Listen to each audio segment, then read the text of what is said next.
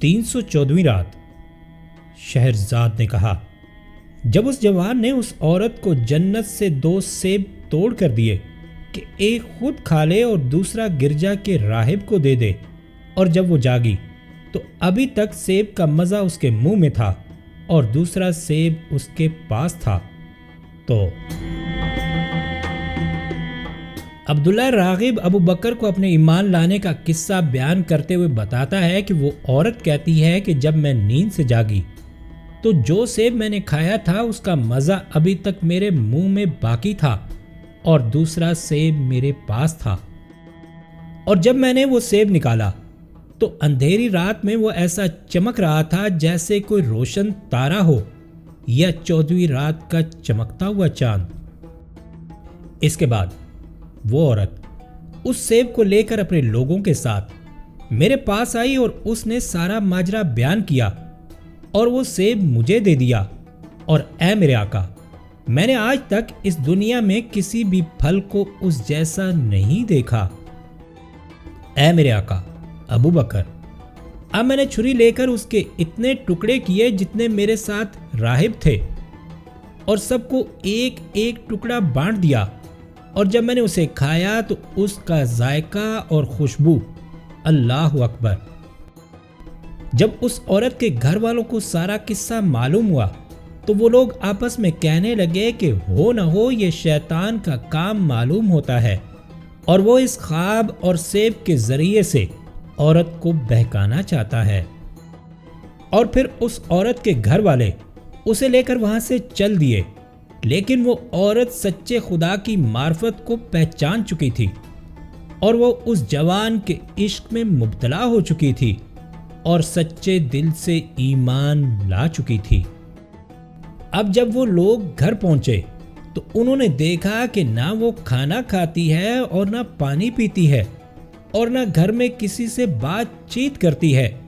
بلکہ بالکل دیوانوں کی طرح گھر کے ایک کونے میں پڑی رہتی ہے۔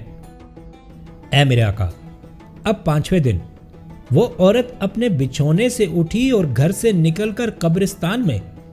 اس مسلمان جوان کی قبر پر پہنچی اور پھر اس پر گر پڑی، اور تھوڑی ہی دیر میں اس کی روح پرواز کر گئی، اور گاؤں میں کسی کو بھی اس کی موت کی خبر تک نہ ہوئی۔ اے میرے پیارے، اب جب سویرا ہوا اور روشن سورج نکلا تو 2 مسلمان بوڑھے انہی کپڑے پہنے ہمارے گاؤں میں آئے، اور ان کے ساتھ اسی حیت کی 2 عورتیں بھی تھیں۔ جب وہ بوڑھے ہمارے گاؤں کے چوراہے پر پہنچے تو انہوں نے گاؤں والوں کو مخاطب کرتے ہوئے کہا کہ اے گاؤں والوں، تمہارے ہاں خدا کے برگزیدہ اور نیک لوگوں میں سے ایک عورت ہے، اور ہم لوگ صرف اس کی تلاش میں ہیں، اور ہمیں اس کی نگرانی پر مامور کیا گیا ہے۔ اب جب گاؤں والوں نے اس عورت کو سارے گاؤں میں ڈھونڈا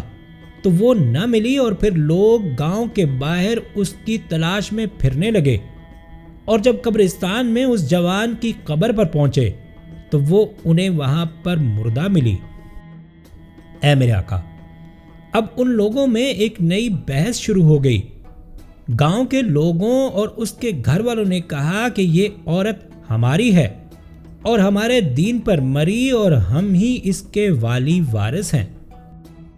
اور ان 2 اجنبی بوڑھوں نے کہا کہ نہیں، بلکہ یہ مسلمان ہو کے مری ہے، ہم اسے اسلامی روایات کے موافق دفنائیں گے، اور اب ہم ہی اس کے والی وارث ہیں۔ اب ان دونوں فریقوں میں سخت جھگڑا ہونے لگا، اور جب فساد بڑھنے لگا تو ان مسلمان بوڑھوں میں سے ایک بوڑھے نے کہا، اے لوگو، اگر تم لوگ میری تجویز کو مانو اور اس پر عمل کرو تو جو تمہارا فیصلہ ہوگا اسے سب لوگ تسلیم کریں گے۔ اب سب لوگوں نے یک زبان ہو کر کہا کہ تمہاری تجویز کیا ہے؟ اس بوڑھے نے کہا، اے لوگو اور اس گاؤں کے رہنے والوں، میری تجویز یہ ہے کہ تم لوگوں میں سے 40 راہب مل کر اس عورت کو قبر پر سے اٹھائیں۔ اگر انہوں نے اسے اٹھا لیا تو یہ مانا جائے گا کہ یہ عیسائی تھی اور عیسائی ہی مری ہے،